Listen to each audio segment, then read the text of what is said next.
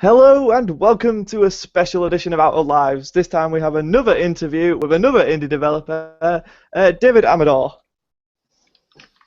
Welcome to the show. Hi, nice meeting. Hi, thank you for having me. No problem. And joined with me is Lucy Yearwood, Queen of Indies. Hello everyone. Right, so David, you've just launched a game on Xbox One. It's been out on some other platforms prior to this. Yeah, do you want to just give a bit of promotion to your game because it's amazing? I reviewed it, so you should talk about it. Sure, thank you. So yeah, the game was released for Xbox One this Friday, so just 2-3 days. It's very recent on that platform, but the game has been out for around a year and a half and on other platforms. So it was released on Steam last year. To give a very general overview of the game, it's a roguelike at its core. The core gameplay is a roguelike. It's a turn-based. It's turn-based as well, but it plays very fast. You have all those common mechanics for permadeath. You have procedural dungeons. Each time the player starts a new game, it's all different. It's never the same experience. So I tried to grab all of those features and put it in a personal package with my own touch. So the things that I would like in a game, in a roguelike game. So it's turn-based, but it plays very fast. You don't have to wait for an enemy to do something. So I tried to make it my own, give it my own personal touch to it. Well, that's great, and it's super fun. Like you said, a turn-based adds a whole new level to it, rather than it just being like a Rogue Legacy game where it's just like you can go through it and then die. It adds a whole new dimension of strategy to the game, as we saw in my stream where I completely messed up and got horribly killed. Lucy was witness to that. Yeah, I did see it. But yeah, I would describe it more as like a real-time turn-based strategy with that kind of mechanic, and I really do enjoy it. I really do enjoy it. So how did the development process come to, like, from your previous games? Like, did you just really want to make a roguelike and then add that into it, or where was the basis for your inspiration with Quest of Dungeons? Yeah, so for my previous games, I've always worked on different genres. So I never worked on a roguelike and not an RPG for that matter. But the inspiration, actually, my wish to make that game was from a jam that's 7 days roguelike, in which you have to make a roguelike in 7 days from scratch. So I wanted to participate on that. And I got the idea to make like a quick roguelike that you could play. The first idea was to make a quick roguelike that you could play while doing the bus travel to work. So on a mobile device. So it would be something that you could play with one finger while you were going to work. A very quick roguelike. And I was inspired by games like. There's another mobile game called another roguelike mobile game called 100 Rogues, but I felt I wanted more stuff to it, so I kind of started to mix in more stuff. So I had the idea to make a quick roguelike, but I started to adding more stuff that I felt was necessary to it. I was attracted to the roguelike genre because of the procedural nature of it. Because I'm working alone mainly for all my games. I have other people making art, but it's on a freelance base. So it's a very small team, and it's hard and expensive to produce a lot of content. So the procedural nature allows me to make a game with a lot of replayability if I make the rules correctly. So I can grab the same assets and put them on a different place, and it feels a whole new experience, if done properly, of course. So that's what attracted me to it, trying to make a game that that people could play for days or weeks if the game was good enough, because it was always different, not a game that you are guided from one end to another. It's always the same experience. So that's what I got attracted to that genre because of that. I could make subtle changes to some mechanics, and you have a whole new experience each time you start a new game. That's how I started. And it comes across when you play the game that that's how you wanted it to be, because the amount of times you just go in there and you just mess around with it. Like the first floor, I always like to take my time with the first floor, and like coming across a boss room as my first door, that's not so much fun, but it's part of the procedural nature, as you say. But it's a new challenge, it's a new experience. You don't expect to go through your first door and find a boss that will kill you as soon as it touches you. But it's part of the adventure, it's part of the fun, and that's why I'm drawn to roguelikes in particular, is the challenge. And this game is full of challenge. Like it's very hard. Like if you play on hell difficulty, expect a challenge. So how was balancing the difficulty levels? Because I noticed if you're playing easy or normal, like once you get the mechanics down, I don't want to say it's not a challenge, but it's not super difficult if you take your time and then you get to the 7th floor. But if you up it to hard or hell, then the balance becomes more in the AI's favor and such. Like how was it balancing the difficulties for you? Well, the balance is actually the most difficult part of the development of this game. It was very challenging because I ended up adding the difficulty levels because of that. A lot of players, when they were testing the game earlier on, they felt it's too hard or it's too easy. Because once you get the mechanics, if you get the mechanics done right, you have a better chance to survive. But it was hard to get a balance to it, even more because of the procedural nature. So even a skilled player could have a hard time right away, as you mentioned, having a boss or one or two boss fights right away. It's hard. It can be almost impossible sometimes. Mm-hmm. So I ended up adding the difficulty challenge. So let's say you start on normal and you feel it's too hard, you haven't grasped all the mechanics of the game. Some people tone down for easy, or they play a little bit, they get the mechanics, they start to understand, because you also have 5 different class types. Each one plays differently. You have to approach them with a different. Have to approach them differently as well. So once you understand how they work, it's easier. But sometimes you need to play on I don't know, normal or easy for some players, so they can have a little fun with the game and then start to think, okay, I want a little more challenge to it. I wanna be challenged.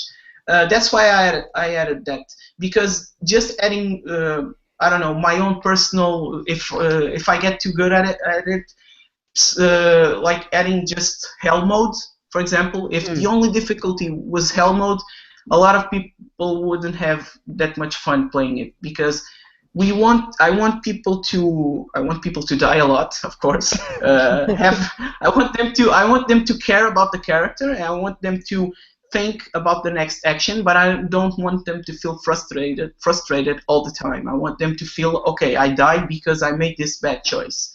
And if the game plays constantly against you, it's not a good thing. So they have the choice. They can play on an easier level, they can have some fun, and they can choose to go to a higher one. But that was even with those choices, it was hard because of the procedural nature. I ended up adding. You have 7 floors. Yep. I ended up adding boundaries to each floor. So, for example, all weapons are procedural. You never get the same weapon with the same power or additional stats.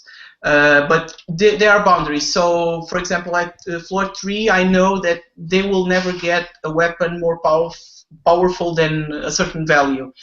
That allows me to know the best case scenario they can have, so they can have a bit of challenge as well. If they grind a lot, they'll end up killing everything quickly. But it allows me to know. It allows me to know more or less what each player will have at a certain point of the game. So it's like each floor is like a new level, for example, in a traditional game. So I know exactly more or less which powers they'll, unless they start climbing down, going down without leveling up, but that's their problem. So that was yeah. You can do it very quickly, but you'll have a hard time later on. So that was my approach, trying to make small increments to each floor, knowing more or less the boundaries, and everything in between is procedural. So you still have that gap where you can end up getting a boss fight that's very tough, and you'll end up killed if you haven't leveled up properly. Usually the enemies are more are less difficult because I never know the exact amount, the exact level that the player has at that point. So the common enemies are more or less easy, so to speak. The boss fights are tough because they are more they are less common. Ah, well, that explains that perfectly.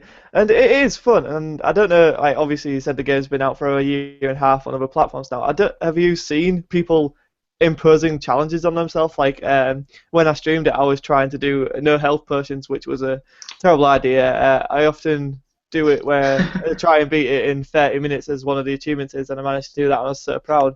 It's just, do you come across people trying to impose these challenges on themselves, like, often? Yeah, I came across a couple of streams. I haven't came across many people doing that for the Xbox version, but on the PC version, I came across a couple of people doing that, like trying to finish the game in 30 minutes with, for example, the warrior on hell mode, or without using I remember one was trying not to use any different weapon. So just the initial weapon. So yeah, some people can pose some. They end up posing some challenges to themselves. It's fun. It's fun to watch that. I never for example, the custom mode that you have when you unlock the game. It's only on Xbox right now. I made that to add a little bit of. You can tweak some values and do your own custom challenge. I didn't add stuff like, I don't know, not having potions. I tried that, making that on the game itself, but it ended up not being that fun because I ended up removing that. But I still have the. You can choose the amount of floors. You can choose the dungeon size. You can choose the difficulty. So that has. It's your own personal challenge. But yeah, it's fun to watch that. I never remember when I was making the game. I would never thought that people would try to play. Okay, I'm not going to use potions because you need them usually. But it's fun. It's fun. And it's a great challenge. It's like I think that adds to like the more spectating sport with the way the game industry is going. A lot of people like to watch games. A lot of people like to watch Dark Souls, for instance. And this game, you can compare it to Dark Souls on some levels with the challenge that it faces. And I think that's a huge honor to give this game. Like, it's weird how much I've bonded with this game, and like I'd love to challenge myself with a game. And it's a great testament to your game that I want to do that. So. Thank you. Yeah, it really is. Yeah, thank you. So now, like, speaking of, like, there's 4 different classes in the game, and obviously if you beat the game, there's a special cameo character. Now, I don't know if you want to talk about that cameo character or keep it. No, sure. We can talk about it. I haven't mentioned it in a general way, mostly because it's a cameo from another game. I was trying to keep it like, okay, this is the game. You have 4 classes, but we can talk about the extra one. Yes, for sure. Yeah. So obviously I'm a massive fan of like the roguelike genre. So the Crypt of the Necrodancer is something that caught my eye way back when it was first. Now it's obviously DDR's one of my favorite childhood games. So get a roguelike inspired by dance map turn-based combat is great. And then obviously beating the game and seeing this character appear in your game was just mind-blowing that I could actually play the Necrodancer. So how did that even come about? That's the main thing I wanted to know. Oh, how did that happen? Yeah, actually, it was Yeah, I love Crypt of the Necrodancer. It's an awesome game. I've been playing it. It's really good. As you said, it caught my eye as soon as I saw a trailer or someone talking about it. It's a really great game. And when I'm developing my game, I usually listen to soundtracks of other games. And I was listening to the Crypt of the Necrodancer soundtrack, and I don't know. I came to me. It would be really cool to have the cadence on this game. It would be something because I was thinking which class would I put on the Xbox version, adding a new class, so adding more stuff. And I remembered of that, and I talked about to a friend about it. It would be a good idea to do so. And he said, send them an email. So, maybe they don't mind. So I sent an email to the developers, and for my surprise, they loved the idea. They were really supportive of it, and I got someone to do the character using to be more coherent with my own game, not using the same sprites, of course, with Quest of Dungeons style.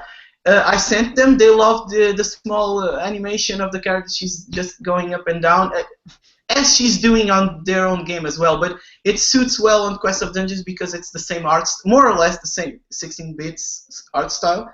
And that was it. There weren't many challenges, so to say, if I am being honest. I sent them an email. I sent them my own game, of course, so they could know what I was trying to do.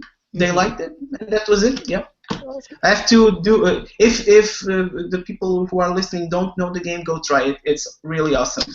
Oh yeah, definitely, it's super fun. So like obviously you've talked about adding like, is there any characters that you had that didn't make it into the game? Obviously you got your main archetypes of an RPG in there. You got your assassin, you got your wizard, you got your warrior, and you got your shaman. Was there anything else during your conception of the game, like different classes or future classes that could be added on the horizon? Like, I'm just interested because I like yeah, all the sure, playstyles. I like the playstyles. There was one that I remembered that didn't make the cut to the final game. It was a vampire. I ended up. It wasn't that much fun to play. I ended up using some of his skills to the shaman. He has a skill that you can suck health from enemies. So that's a skill that was on the other class. I made a couple of experience with other classes, but what my main reason to cut all the other classes was that it was beginning to be too much, so to speak. I was instead of me focusing on just those classes and trying to make them fun enough to play with a different style, I was ending up with similar classes just with a different sprite. So that can be cool for an enemy, for example, but not for a character that you play. So I ended up trimming down and having just 4 class types that I know they play differently, and I'm happy with it. That was the main reason. I was having too much. I had too much that felt the same.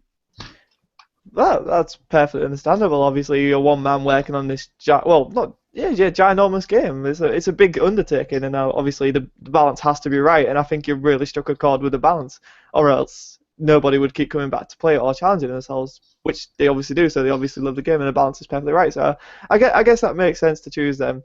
But is there any plans to add more characters to the game, or is that your core 4, and then obviously the Necrodancer?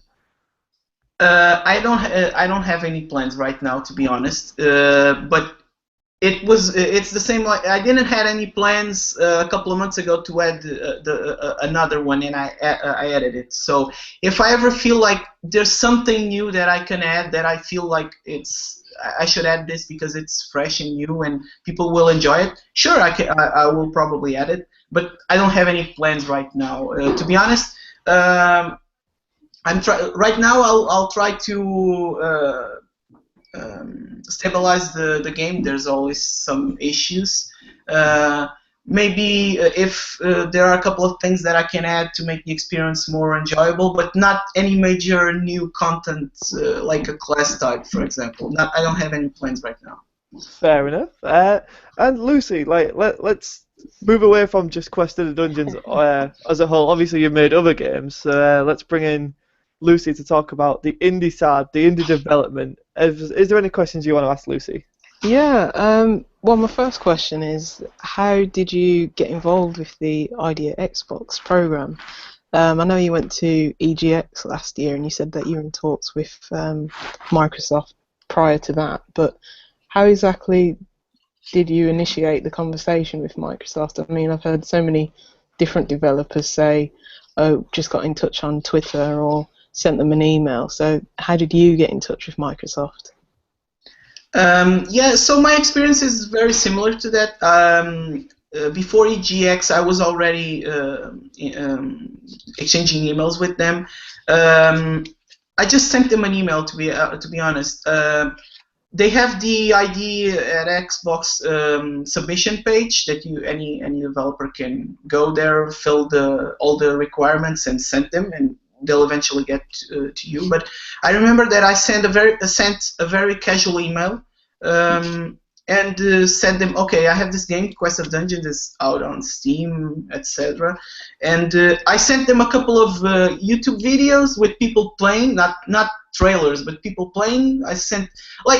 I tried to, okay, I have this game, it's awesome. I tried to make it more than trying to make it sound like a very cool game, and I said I would like to bring it to the Xbox One, and it was very casual from them. So they said it looked very cool. They had some concerns because the game was PC with just mouse, which you have to use a mouse to control it on the PC. They had some concerns about, will this suit a controller? How are you going to solve this problem?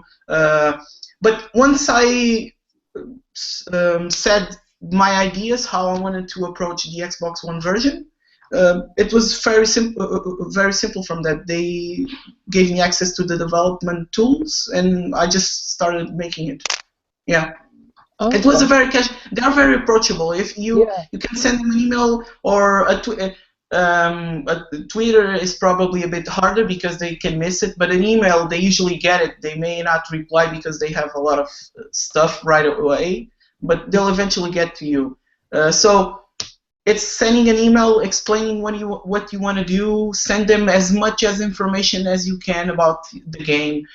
Videos that are posted online is good for them because they can just press a button and see the actual gameplay, so that helps. Okay, that's brilliant, and that's some good advice for any aspiring developers who want to get their game on console if they've had it on an alternative platform or anything like that. Yeah? Sorry. Also, the official submission page, they have an official submission page on the ID Xbox website that even if you send an email, register there. So both things. Do both. Okay, brilliant. So did they send you a development kit to get started with, or? Sorry? Did they send you a development kit to get started? Yeah, they had to send me a developer kit. Yeah, they had to send me. So they sent me a kit. Once I got into the ID Xbox program, they sent me all the tools that I required to make the game, including a kit, and that was it. I began porting the game. So how does developing for PC differ to developing for Xbox or just anything on console? I mean, I suppose you have more of a background in PC development, but was the Switch porting it over to Xbox, was it easy? Was it hard? Was it a good thing to learn for the future? How did you find it? It was definitely a good thing to learn. Yeah, I'm mostly a coder, a developer, so I am always eager to learn new stuff. So it was awesome to learn the tools and make a game for a console. The difference aren't that much between the PC and porting the game, I didn't have that many problems. Mostly, I use my own engine to develop. The Xbox runs with DirectX. I had my game using OpenGL because of the mobile devices. So I had to rewrite all that part from OpenGL to the DirectX to run on the console. But other than that, the majority of the development for the Xbox was making the game suitable for the controller. All the changes. I added new content. I added a lot of new stuff from the PC version, but I had to rewrite all the UI, all the gameplay to suit the controller. So I remember that I had the game running on the actual hardware in less than 2 weeks or so. So it was fairly easy. It was fairly easy to do so, and the other months were like making sure the game felt right with the controller. It took a lot of iteration with playtesting to get that done, but it wasn't that much different from a PC. I think they had Microsoft has a very good tool set right now for developers. All the tools work very. I use Visual Studio to usually, so it wasn't much of a. It's the same tools. They have a very good. I'm missing the word, but their developer tools are very good. Yeah, they've got the right infrastructure within the. Yeah, exactly. Yeah. Because they are also from a developer background. They make a lot of new software as well. So. Okay, that's brilliant. Would you consider releasing your next title on Xbox at the same time as PC, or is it easier to release on PC first and then move on to consoles later? Well, working alone, it's a lot of challenge to make simultaneously release. So I don't know if I'll do that. It's always a cool idea because a person sees the game, a new game is coming out, they think it's funny, but it's not on their platform. They forget about the game. So if they found about the game and I can buy it on my own device, it's awesome. But it takes a lot of challenge and work to do so because there's a lot of stuff to make that happen. I did the original release was on Steam and iOS, and it was already a big challenge. So I don't know if I'll do that sometime. I want to release another game on Xbox if I have a good game that I think should go there, but doing a simultaneously release, I don't know if that will happen. It takes a lot of. It's hard to do so. It's probably not. Definitely, as one person, it would probably be impossible, wouldn't it? Because even small teams have issues releasing at the same time. So completely understandable. Yeah. It also sometimes it's good to release the game. So you have you release it on PC. 1 month later, you release it on Xbox. So you have a momentum going as well. So I think part of it people are talking about Quest of Dungeons on Xbox right now is because a lot of people know it from other platforms. They are excited about the new version as well. So that helped. If the game was just coming out from nowhere right now, I don't know what would happen. So there's always that challenge. Yeah, it's definitely better to get people knowing it on Steam, get a good fan base around it. So by the time it comes to Xbox, you've got sufficient audience who maybe even rebuy it and just spread the word really. And I have no idea if I would be able to release it on Xbox if I hadn't released it on Steam. I wouldn't have, let's say, a fan base of the game to tell Microsoft, okay, I have a game with this amount of people interested in it. Were you ever in the Steam Early Access program? No. I went to full release. I finished the game and released it. I was never on the Early Access. Okay, so everything had been done by that point, all the bug quashing and everything like that had been done by the time you release it on Steam. Yeah, more or less. Yeah. Okay. My next question is, it's a really general question. What do you think of like indie game development now as a whole? Do you think it's even harder to stand out from the crowd that now that everyone is making games for console and PC, or do you think it's a good thing that it's easier than ever to get your game out on multiple platforms? Yeah. It's very cool that we can do this nowadays. So a small team or maybe just one person makes a game that people like, and they can release it on Steam, on Xbox, on PlayStation, on Nintendo. So that's really cool. That's very awesome. There's a lot of talent out there, and sometimes it gets under the radar. And that's the challenge because, like you said, we have a lot of people doing games right now, really a lot of people, and you have good games getting that are never known, and that's the challenge.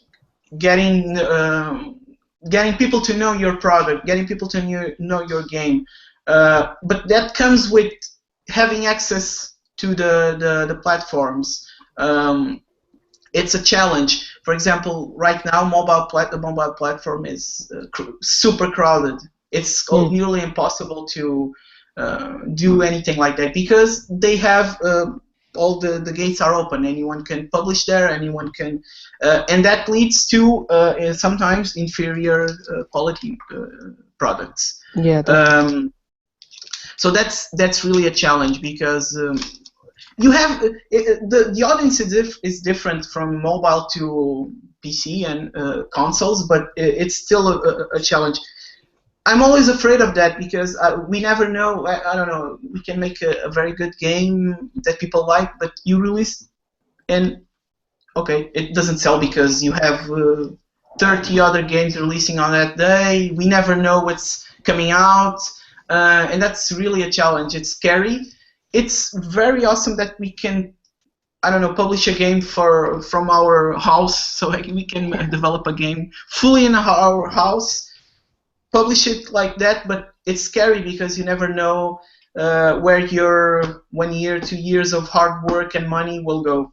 That's always a challenge. But I think, but this doesn't mean that it's impossible. There are a lot of people that manage to make games and survive and maintain it as a work, like working fully exclusive on games. Some people make a lot of money, some people just pass by, just survive, but that's part of it. Okay, that's brilliant. Right, another general question that I'm going to ask. What was your inspiration for Quest of Dungeons, and what games are you looking forward to? What games have been your favourite? I mean, I've just been looking at your blog and you say things like Alien Isolation and Last of Us. You like those type of games, and they're the complete polar opposite to Quest of Dungeons. So I'm just wondering what your inspirations are for not only Quest of Dungeons, but to be a game developer as a whole. Sure. Yeah, I play a lot of different stuff these days. I'm mostly interested in something that grabs me. Like I start playing it, and the game feels good. I want to play more. So I end up playing a lot of different stuff. As to the inspiration for Quest of Dungeons, I think I've mentioned it, but there was a game called 100 Rogues for mobile that I was playing, and it felt awesome to play a roguelike on a mobile device. It was really fun to play. Also, Dungeons of Dreadmore on PC, I played a lot of it. I feel it's a very good game. If anyone hasn't played it, they should try it. It's a very cool game. I also play another roguelike that I really love. It's FTL. It's not a traditional roguelike like the older ones, but it's a really cool game. I really enjoy playing that one. You have you have the permadeath, you have the procedural nature, but it's a whole different game. So it's really cool. that as far as roguelikes goes, that was the inspiration. But I play a lot of different stuff. So as you mentioned, Alien Isolation, yeah, that's a very cool game. I loved The Last of Us. I think I finished the game twice. Yeah. I really enjoyed that one because actually not because of the. I don't think it's because of the gameplay itself, but the story. Mostly the story. Yeah. Yeah, the gameplay mechanics weren't the best, but you can almost forgive those when the story's so good. Yeah, exactly. And then mostly what I play most of the time, but not in much quantity, are games that I can play in small bursts because I don't have that much time to play these days because I'm working and developing games. But I like to play a game that I can play for half an hour or 1 hour, and I can stop and not feel like I need that. So mostly I only play single player games.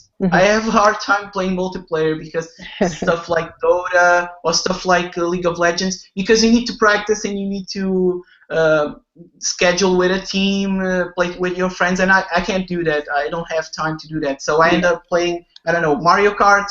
I can play Mario Kart for an hour.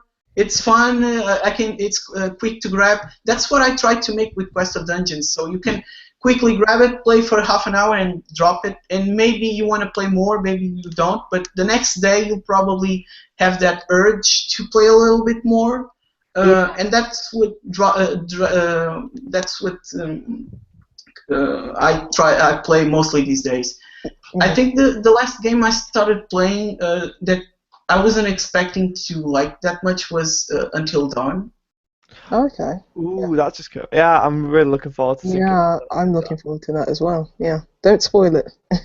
No, I'm not gonna spoil it. I'm just I don't like that genre of games. Usually, I never played any of the other games from those developers. I usually avoid. I don't like the quick time events and stuff like that. But the story, I watched the trailer and the story. It was like, hey, yeah, I really like those B movies, terror kind of thing with cliches and stuff.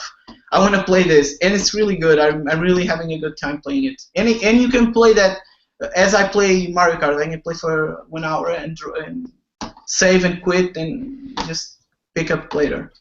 Yeah, definitely. Going back to your Quested Dungeons, I mean, I think accessibility and easy to pick up is exactly what that game, imbues, because watching Scott's stream, I mean, I'm not into roguelites as such, or dungeon crawlers, or turn-based games at all. But looking at your game, I watched it on the Idea Xbox stream as well. It just seems really easy to pick up, and if you are looking for more, it seems like it's got a lot of depth also. So, even if it's not your kind of genre, I'd definitely suggest picking up Quest of Dungeons because it does look like an awesome game. But that's all I have to say, to be honest. So, Scott, have you got any more questions? Or just obviously you've just launched on Xbox through Idea Xbox. Is there any planned release for the PlayStation? Give the PlayStation guys some love, or can you not talk about that right now? Well, I can be honest in saying that I tried contacting all three major platforms, so Nintendo, Microsoft, and Sony. Microsoft grabbed it right away. I think I began talking to. They answered me more than a year ago. I think that's when I got accepted. But until now, from as far as Sony goes, and I'm still waiting for some kind of I don't know, response or some kind of guidance in doing that. So there's no plans right now. If I can do it, I will, because it's as a developer, that's always a good. It brings more people to know the game, but there's nothing in the plans right now. I'm sorry. That's okay. So yeah, I think that about wraps us up. Thank you, David, for sharing your time with us and giving us insight into the development of Quest of Dungeons and just indie game development in general. I'm sure we have a lot of fans who are aspiring to be in this business, and I'm sure they're going to appreciate your time.